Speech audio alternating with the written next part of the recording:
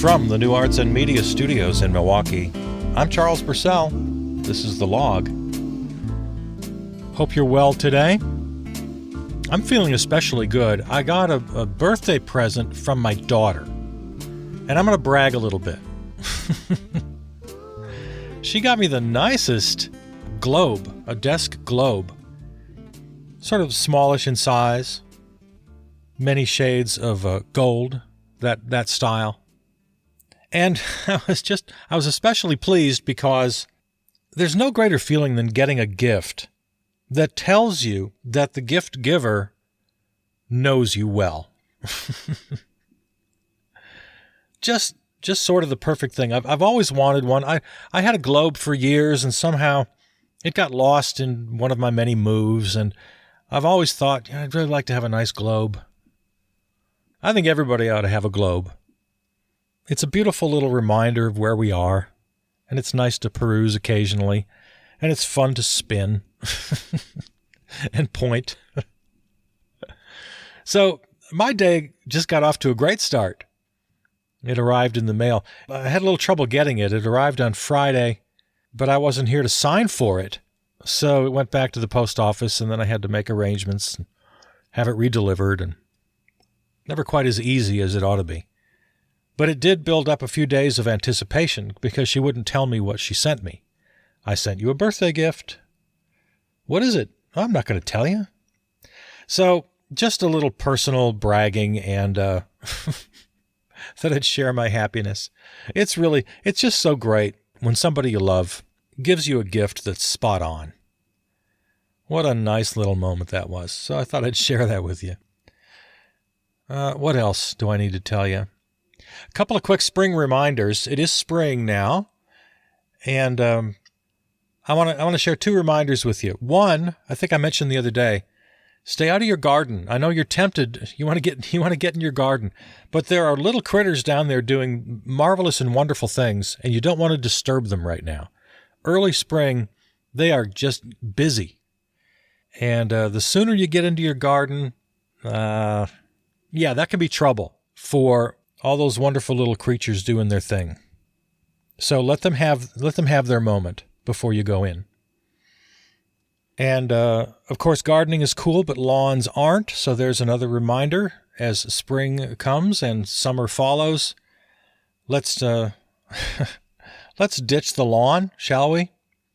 Don't need to get into all the reasons for that. I hope you know it by now, that it's the greatest waste of water imaginable, that it destroys native habitats, that it pollutes the environment, especially, oh my God, here in the Great Lakes region.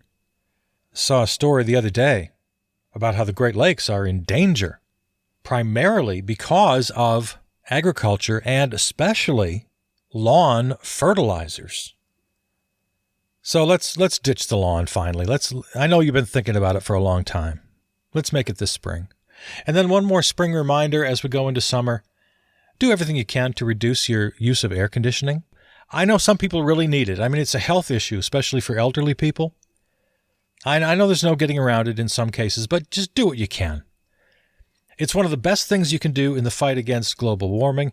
And as the pandemic has taught us, I hope, there's nothing like fresh air. Get as much fresh air into your house or building as you can. I understand how important air conditioning can be, and I'm not telling you to toss it in the junk pile. I'm asking you to do what you can. Just give it a thought this year. Try to reduce your use of air conditioning. Okay, so there are a couple of spring reminders. But I guess we really have to get to this. I need to weigh in on these two horrible mass shootings now we've had in less than a week. I'm usually not the first one to jump in because the first hours after one of these horrific events, what can you say? Other people do it a lot better than I do. I don't like to echo maudlin sentiments. tried and true aphorisms.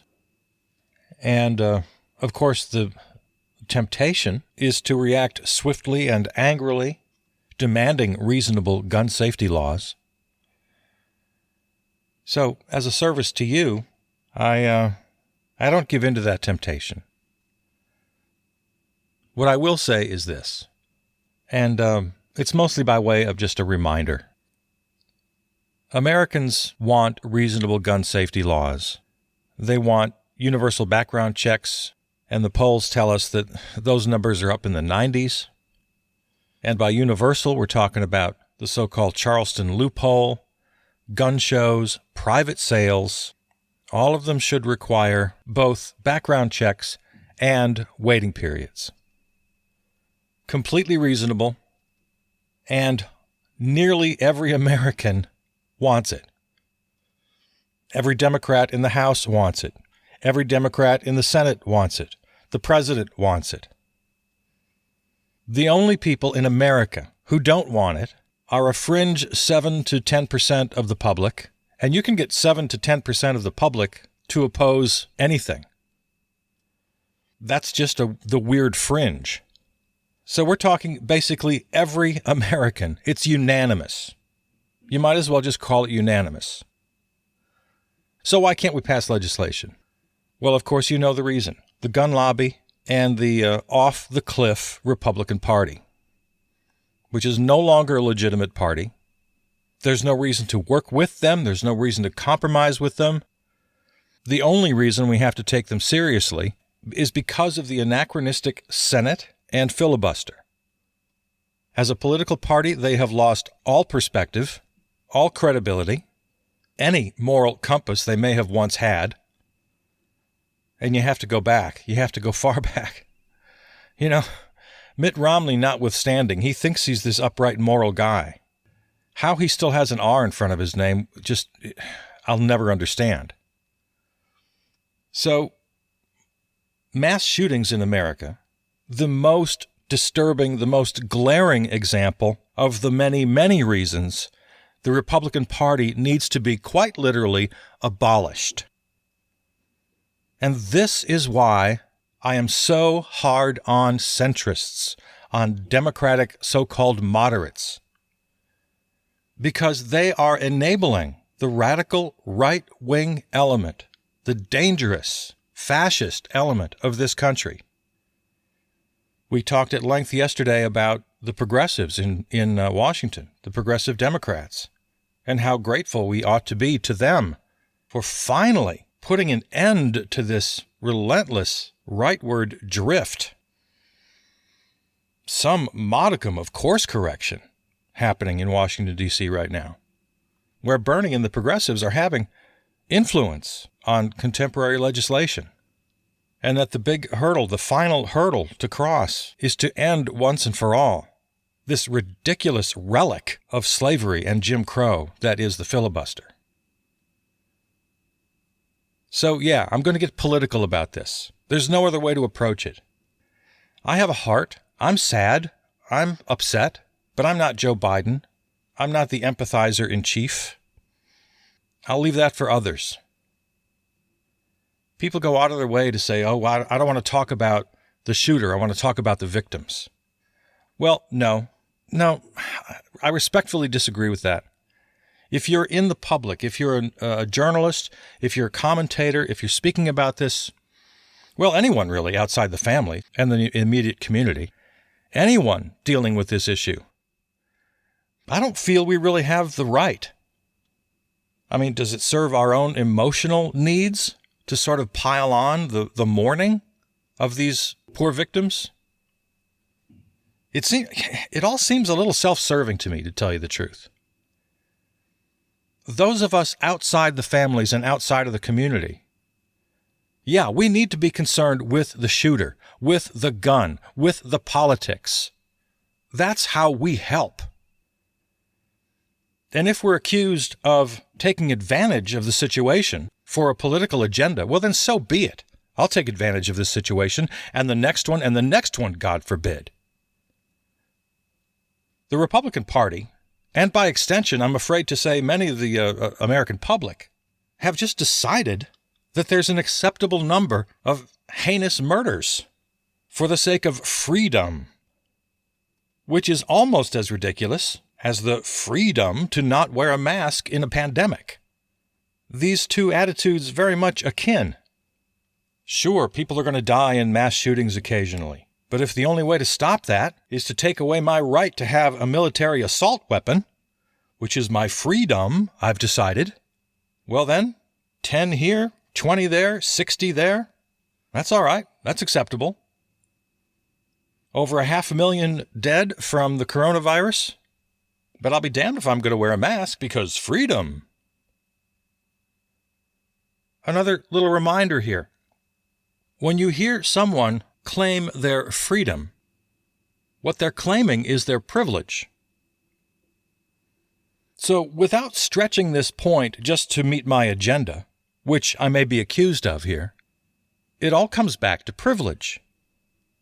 And that's socioeconomic privilege, and that's white supremacy. No, it's not a stretch. It is exactly what it is.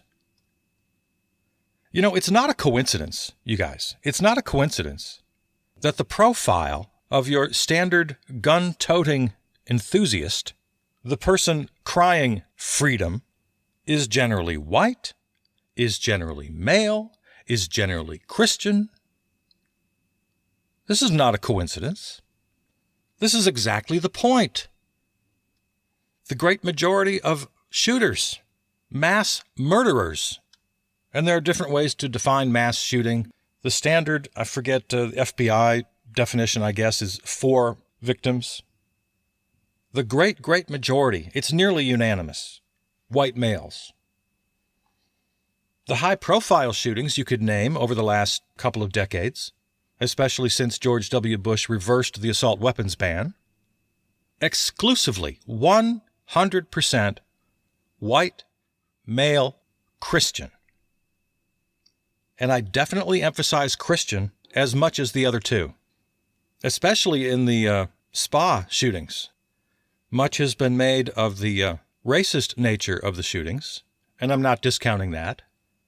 But for me, what I found the most relevant was the shooter's extreme immersion in a certain kind of Christianity, one that promotes sexism and misogyny, where the man by God's order holds privilege and domain over women, and where women are blamed for evil temptations, and where natural sexual desires are to be resisted, assumed to be evil.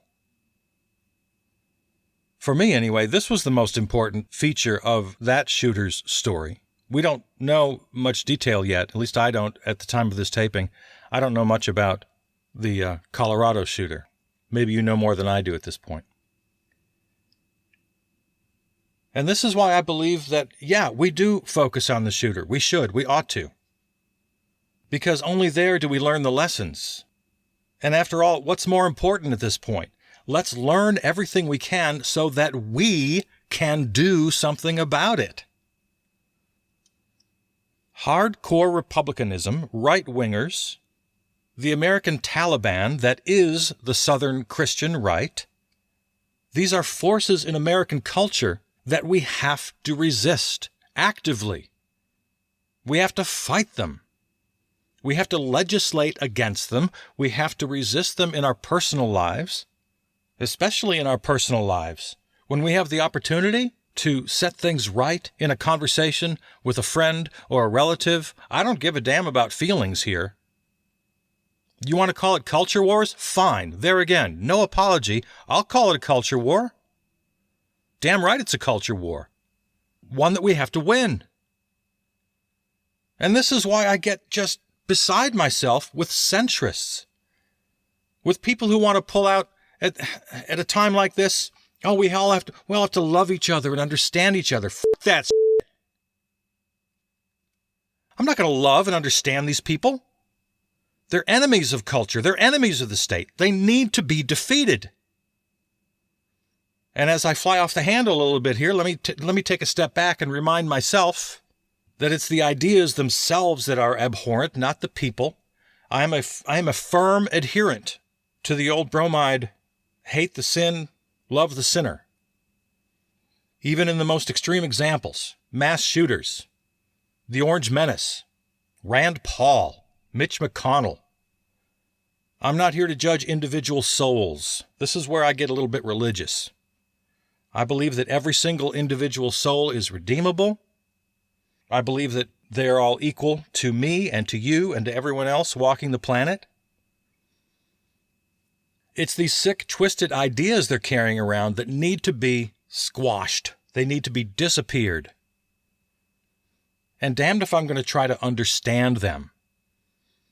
No, there's no middle ground. There's no middle ground with mass shooters. There's no middle ground with fascists. There's no middle ground with the Christian Taliban. There's no middle ground with gun-selling profiteers. No, there's no middle ground here. So I don't feel I need to convince you that guns are bad, that they're not safe. Again, it's that small, tiny fraction of Americans, that weirdo 7 to 10% that thinks everything's fine. And complete unfettered access to any kind of gun you want is just the price of freedom.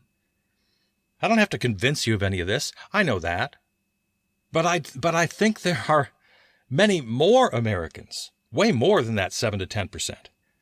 I don't know the number, but I think it's 50% or 60% or 70% of Americans think that somehow we can live with these people. We can somehow compromise. We can't. Yes, love is a great power. We can't love our way out of this. We need to beat them politically. We need to win, which means we need to get rid of the filibuster, which means we need to vote the Republican Party out of existence. And somehow I'm called an extremist, a radical, for saying the obvious. Another general fact, as a reminder, nothing has ever happened in America. No good legislation, no progress of any kind has ever been made by a centrist ever. Every advance we've had along the way, and most importantly, advances in civil rights, women's rights, LGBTQ rights, whatever advancement has been made in the long struggle of African Americans on this continent. Name any moment of progress. It was the radicals and progressives that made it happen, with the so-called centrists dragged along kicking and screaming. And then once it was all done, standing up on the podium with a big old smile, taking credit for it. So this is not the time to be understanding. This is not the time for the faint of heart. Of course we mourn for the victims, and there's nothing at all wrong with a public display of that mourning. But in the end, we leave that to the families. We leave that to the communities. And we take our rightful positions as citizens of this country, of this world, and get it damn done. And we're not going to convince the Republicans. We're not going to convince right-wingers. Just get that out of your head right now. That's not going to happen. If you're having your own fight around the kitchen table and you've got one of these guys pulling out the old trick, well, you don't even know what an assault weapon is. You can't define it. You know, that's their little game. Any weapon designed to kill a lot of people in a hurry is the kind of weapon we don't want. That's all the category we need. We don't need to define it any further than that. We don't need to define it in any more detail. We don't have to know the ins and the outs and every nut and bolt of the AR-15. You're also going to hear around that same kitchen table the argument about gun-free zones. There's one so-called study out there that they love to cite that I think the number is this ridiculous number. 98% of mass shootings happen in gun-free zones. Well, you need to know, without going into a lot of detail, that the study is bogus. It defines mass shootings in a particular way. It defines gun-free zones in a particular way. It's all meticulously worked out in an almost algebraic fashion to get the results they want. And they did, 98%. It's crazy. There's another study that says 10% of mass shootings happen in gun-free zones. There are problems with that study as well. The fact is, at least from what I've been able to discern through my reading, is that the actual research from actual researchers is kind of up in the air. They don't really know the effect of gun-free zones. And then you rely on the very dangerous thing known as common sense. And the basic common sense arguments are, and I'm sure you've heard them before, the gun people say, well, if everybody's carrying, then the shooter will be stopped quickly because somebody will take them out. Okay, all right, I suppose that could happen. The counter argument there is, okay, now we got 20 different people, all with guns out shooting. One of them is the assailant. The other 19 don't know exactly what's going on. They're just going to shoot each other. When you're just in the realm of common sense, yeah, that kind of makes sense too, doesn't it? Also, if you're allowed to carry, it increases the risk of accidental shootings. The so-called good guy with a gun theory has mostly been shot down by the research. But here's where I want to be honest about things. The scholarly research on this stuff is kind of all over the map. Any objective viewing, and I haven't exhausted the literature by any means, but from what I can tell, any real objective, comprehensive viewing of the literature will tell you that, fewer guns are what we want. There's not a lot of argument here. Fewer guns means fewer shootings. And especially those guns designed to kill a lot of people in a hurry. And once again, this day of reminders. You're not going to change the mind of the radical gun rights American. We're not going to change the minds of Republican office holders. Just take that idea right off the table. Don't let it take up any space in your agenda or in your mind. We're citizens of a so-called democracy. We're also participants in a so-called culture. So let's take culture first. Just don't let it stand around the kitchen table. Don't let it pass attitudes, comments. Set them right. Your friends, your relatives. We can't be making accommodations for these people anymore. We just can't be having it.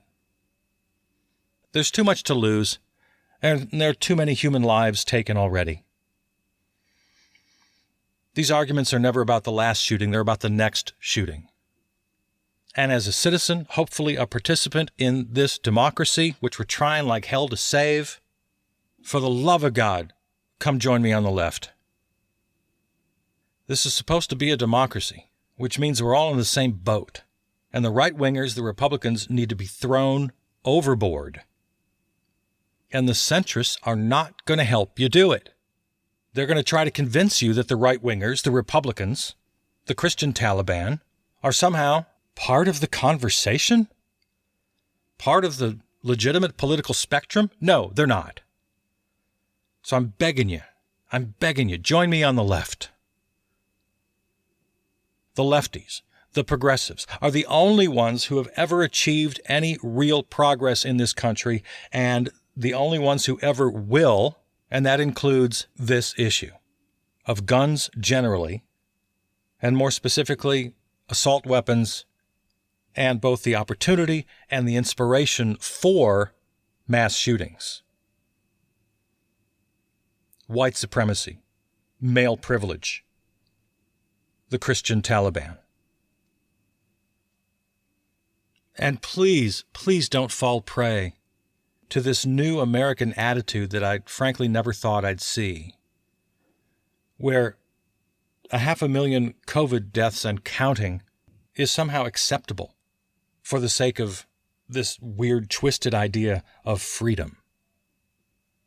That a couple of mass shootings every goddamn day of the year, and the ones that really hit the headlines, the big numbers, the 10 here, 20 there, 60 there, that's somehow acceptable for the sake of so-called freedom. Please don't fall into that trap. There's nothing at all acceptable about either of those numbers.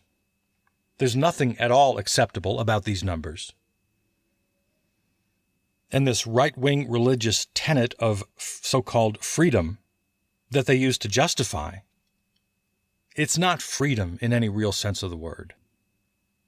It's white supremacy, it's misogyny, it's racism, and it's Christian nationalism. Whether it's coming out of the mouth of a radical right-winger or a so-called centrist moderate.